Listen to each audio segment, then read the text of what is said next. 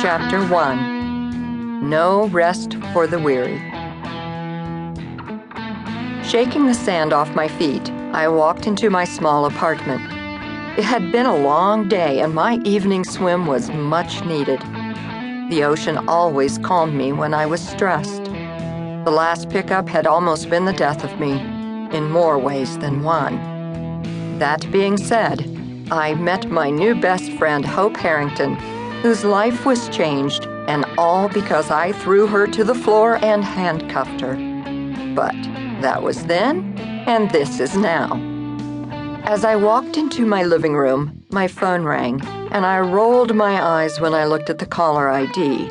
It was my boss, Harry James.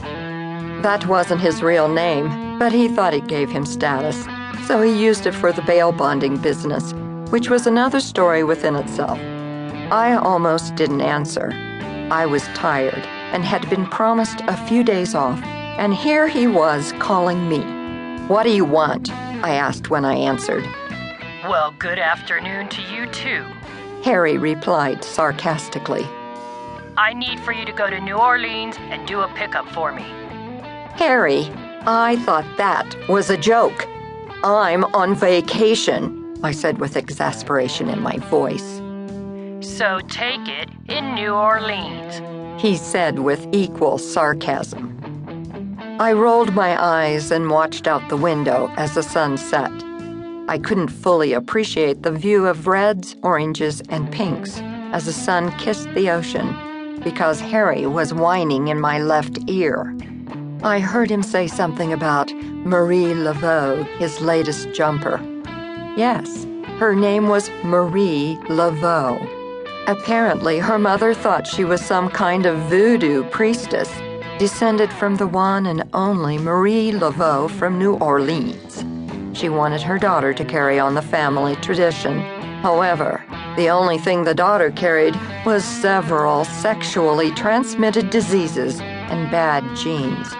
This was one ugly woman. I didn't want to bring this woman in. She wasn't worth my time or my health. But Harry was screaming in the phone. "She is going to cost me a fortune. Her bond was over 50 G's. You have to go get her. We only have 2 weeks before I have to cough up that dough to the court. Now get cracking." Then he hung up. I stood stupidly in the middle of the living room, watching the last rays of the sun sinking in the ocean, holding a dead phone and sticking my tongue out at nobody. Then the phone rang again. "Harry!" I screamed. "I am not going!" The voice on the other end said, 1, I'm not Harry. 2, why are you screaming in the phone? And 3, where are we not going? I have to admit, I wasn't prepared to hear Alex screaming at me. I mean, come on, my ears are just as sensitive as the next person's. But she had, and I wanted to know what was going on. "Harry wants us to go to New Orleans," Alex grumbled. New Orleans? I thought that was a joke. "Yeah, me too. And guess what? We're going after Marie Laveau." What? My response was supposed to be one of sarcasm and disbelief, and I guess it wasn't lost on Alex because she piped right up with a response. "Yep, her mother thought she was the reincarnation of her and named her after her." I rubbed my head. I thought after our last adventure, nothing could have topped that.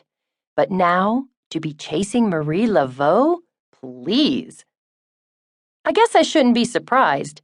I honestly thought that Harry was joking. Don't get me wrong, I've always wanted to go to New Orleans and see Marie Laveau's crypt. But this isn't quite how I imagined I'd go. I suppose he wants us to go right now this minute? "Yep." I knew that Alex was pissed. She always gave me one-word answers when she was secretly seething.